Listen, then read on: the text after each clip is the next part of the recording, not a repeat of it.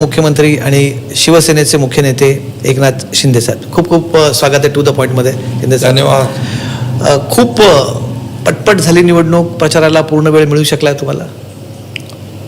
तसं बघायला गेलं तर वेळ तर कमीच आहे. कमी वेळात जास्तीचं काम करायची तशी सवय आपल्याला. पण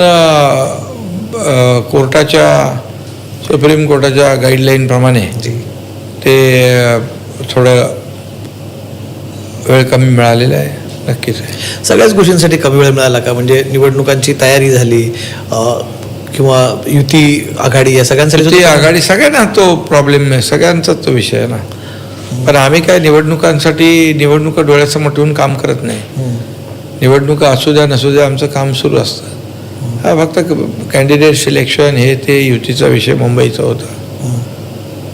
ते थोडं तसं झालं, पण त्याच्यामधून शेवटी झालं म्हणजे ते करणं भागच आहे ना, केलंच पाहिजे.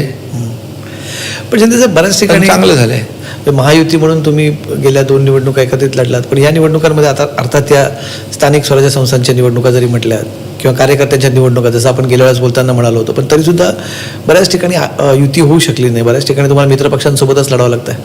हा, काही ठिकाणी झाली युती, काही ठिकाणी वेगळी लढतोय. कार्यकर्त्यांची निवडणूक असल्यामुळे दोन्ही बाजूच्या कार्यकर्त्यांची अपेक्षा असते निवडणूक लढली पाहिजे, आणि ही निवडणूकमध्ये गॅप होता, सगळे उत्सुक होते. त्यामुळे काही ठिकाणी झाली नाही, पण शेवटी ठीक आहे, फ्रेंडली फाईट होतेच. पण फाईट कधी फ्रेंडली असते का? असते ना. फाईट म्हटली किती फ्रेंडली हे बघा, जेव्हा प्रमुख लोक ठरवतात, आता मी आणि देवेंद्रजी, आम्ही दोघांनी ठरवलं की टोकाची टीका करायची नाही. डेव्हलपमेंटवर बोलायचं, स्थानिक प्रश्न जे आहेत त्यांच्यावर बोलायचं, स्थानिक समस्या आणि डेव्हलपमेंट. आणि त्यामुळे तसं लोकांना पण जास्ती टीका, आरोप, टोकाची टीका, खालच्या पातळीवर जाऊन टीका आवडत नाही. त्यामुळे माझा जो अनुभव आहे, माझ्यावर जेवढी काही टीका मी मुख्यमंत्री झाल्यापासून केली ती आजपर्यंत सुरू आहे. पण त्याच्यामुळे झालं काय, माझं नुकसान नाही झालं. मला लोकांची सहानुभूती मिळाली, लोकांचा सपोर्ट मिळाला, आणि एक प्रेम जे मिळतंय आज लाडक्या बहिणींचं, लाडक्या भावांचं असेल, राज्यातल्या शेतकऱ्यांचं असेल, एक बाबा सर्वसामान्य कार्यकर्ता आहे आणि माझ्यामध्ये काय बदल नाहीच आहे. माझी सिम्प्लिसिटी कायम आहे, ॲक्सेसिबिलिटी कायम आहे, आणि सगळ्यात महत्त्वाचं म्हणजे राजकारणामध्ये क्रेडिबिलिटी महत्त्वाची असते. या 3 गोष्टी मी सांभाळलेल्या आहेत आणि पाळलेल्या आहेत. आणि त्यामुळे खूप मोठ्या प्रमाणावर लोकांचा जो काही ओघ आहे शिवसेनेकडे, ओढा आहे, आणि लोकांना बाबा आपल्यातला माणूस वाटतो, आम्ही कधीही भेटू शकतो. मुख्यमंत्री असतानाही वर्षावर आपल्याला माहीत आहे की पहाटेपर्यंत लोक भेटायचे. आणि त्यामुळे शेवटी आपण जमिनीवरचे कार्यकर्ते आहोत, हे आपल्या कायम डोक्यात असलं पाहिजे. नेता ही डोक्यात गेला की मग थोडी गडबड होते, आणि मग सर्वसामान्य कार्यकर्त्याशी जो कनेक्ट आहे, जनतेशी जो कनेक्ट आहे, तो तुटण्याची भीती असते. पण तरी तुम्ही म्हणतात की टोकाची टीका नाही. म्हणजे तुम्हाला आठवत असेल, गेल्याच महिन्यात माझ्या मते आपण नगर जेव्हा परिचितांच्या निवडणुका होतात, आपण एक संभाजीनगरला एक मुलाखत केली होती. तेव्हा वातावरण खूपच तापलेलं होतं तुमच्याच मित्रपक्षांसोबत सुरू. तेव्हा तुम्ही मला म्हणाला होतात की आम्ही युती धर्माचं पालन करतो, ते सगळ्यांनीच करावं. थोडी तुमची तेव्हा टीकेचा सूर तुमच्या मित्रपक्षांबाबत होता. काही सुधारणा झाली का त्याच्यात आता? नाही, आम्ही आता मुख्यमंत्र्यांशी दररोज आमचं चर्चा होत असते. एखादा इश्यू झाला तर होते चर्चा.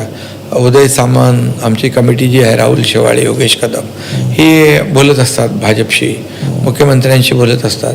आणि बघा, कुठलाही प्रॉब्लेम हा प्रत्येकाला सोल्युशन असतं, चर्चेतून सोल्युशन निघतं. आणि त्यामुळे आम्ही पॉझिटिव्ह आहोत. बाहेर काय चाललंय ते मला माहीत नाही, पण कुठलाही काही मुद्दा निघाला तर CM माझ्याशी बोलतात, मी त्यांच्याशी बोलतो. आणि त्यामुळे शेवटी काय, एखादा विषय आला तर कटुता निर्माण झाली तर कटुता दूर करण्यासाठी चर्चेतून मार्ग नक्कीच निघतो. पण तरीसुद्धा आम्ही बघितलं परवा तुम्ही नाशिकमध्ये होता सभेसाठी, तिथे तुम्ही अगदी थेट का होईना पण तिथे नाशिक दत्तक घेण्यावरून तुम्ही मुख्यमंत्र्यांना एक तिथे टोमणा लगावलास. मुख्यमंत्र्यांना नाही, राज ठाकरेंनी दत्तक घेतला होता. नाही, दत्तक मुख्यमंत्र्यांनी घेतलं तर राज ठाकरेंची सत्ता होती. नाही नाही नाही नाही, राज ठाकरेंनी त्याला दत्तक घेतला होता. राज ठाकरे स्वतः तिकडे गेले होते आणि त्या जसं नाशिककरांना हे पाहिजे होतं अपेक्षित विकास, तो करता आला नाही त्यांना. कारण तेव्हा आम्ही मुख्यमंत्र्यांची जेव्हा मुलाखत केली होती तर ते म्हणले की त्यांना बहुतेक जुन्या बॉसची टोमणे मारायची सवय लागली आहे. नाही, मला हे माहीत नाही. मी मुख्यमंत्री डोळ्यासमोर घेऊन डोक्यात ठेवून काम ते बोललोच नाही. अच्छा. नाही, कारण बऱ्याचदा तिथे नाशिकमध्ये ज्या सभा होतात त्या मुख्यमंत्र्यांनाच दत्तकवरून टार्गेट केलं जातं. तिथे मुख्यमंत्री दत्तक घ्यायची घोषणा त्यांनीच एकाची होती, बाकी कोणी दत्तक घेणार म्हणून घोषणा कोणाची नव्हती. शिंदे साहेब. नाही, मला तर मी राज ठाकरे समजूनच बोललो. अच्छा. मुख्यमंत्र्यांना कशाला बोलेन मी. बरं. दुसरीकडे पण इतरही मित्र पक्षातले थेट मुख्य नेते नसले तरी बाकीच्या नेत्यांकडून टीका होते. विशेष करून मी बघतो की ठाणे, नवी मुंबईमध्ये गणेश नाईक विशेष करून तुमच्यावरती सध्या फारच आक्रमक होताना दिसत. ते तर टांगा पलटी, घोडे फरार नाही, गायब करायच्या गोष्टी. हे बघा, आता ठीक आहे, वृत्ती तेवढ्या प्रवृत्ती. मी ही बाब मुख्यमंत्र्यांच्या कानावर घातलेली आहे. बरं. त्यामुळे ती त्यांनी गंभीरतेने घेतलेली आहे. अच्छा. आणि नक्कीच ते जे काही सूचना, जे काही त्यांच्या पक्षाची पद्धत आहे त्याप्रमाणे ते त्यातून मार्ग काढतील. पण आणि मी तक्रार करणारा माणूस नाही आहे ना. आणि टीका करतात, किती लोक टीका करतात माझ्यावर मुख्यमंत्री असल्यापासून. घटनाबाह्य मुख्यमंत्री, घटनाबाह्य सरकार, आता हे उपमुख्यमंत्री पद काढून टाका. ते उपमुख्यमंत्री पद काढायचं त्यांचं ते नाही, त्यांचा उद्देश एकनाथ शिंदे हे किती करतातच आहे ना. त्यामुळे मी त्याच्यावर लक्ष देत नाही आणि मी आपलं काम करत असतो. फोकस माझा डेव्हलपमेंटवर आहे. पण तुम्ही त्यांना सांगा, तुमच्या पक्षातल्या लोकांना फार ती भावलेली नाही गोष्ट, कारण खूपच आक्रमक पद्धतीने टीका झाली ती आणि त्यांनी थेट वैयक्तिक केली टीका. त्यांनी मी देवेंद्रजींना सांगितलेलं आहे आणि त्यांनी सांगितलं मला की मी हे सर्व उदय सामंत पण बोलले त्यांना की असं बरोबर नाही आहे, जे चाललं आहे. तर ते बोलले नाही, मी याच्यामध्ये इंटरव्ह्यू करेन आणि मी जे काही सांगायचं ते सांगेन. ऐन निवडणुकीच्या काळामध्ये जेव्हा अशी टीका होते त्याचा एक वेगळा मेसेज जातो आघाडी युतीबद्दल. ठीक आहे ना. आता त्यांनी माझ्यावर टीका केली म्हणजे मी त्यांच्यावर टीका करायची, ते मग पुन्हा ते असं. पण माझा स्वभाव टीका करायचा नाही आहे आणि ते आता युतीत आहे, त्यामुळे मी ते युती धर्म पाळणार आहे. आता त्यांच्या वरिष्ठांना मी सांगितलेलं आहे. पण हा कुठे म्हणजे मला सहज म्हणजे मला आठवतं की फार पूर्वीपासून आहे का हा प्रॉब्लेम.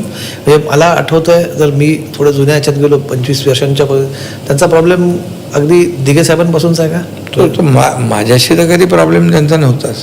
पण इथे ठाण्यामध्ये सुप्रीमसीवरनं हा प्रॉब्लेम होता का कधी. ठाण्यामध्ये सुप्रीमसी असावी त्याचा प्रॉब्लेम होता कधी हा का त्यांचा असं. नाही, कधी त्यांचा मला तर प्रॉब्लेम नव्हता. आता काय झालं माहीत नाही मला. आता कसं निवडणुका आहेत, आता तिथे युती नाही आहे. मी देखील आमच्या उमेदवारांसाठी प्रचार तर करणार ना. युतीच्या आधीपासून बोलतायत ते. कसं आहे याच्यामध्ये काही गोष्टी आता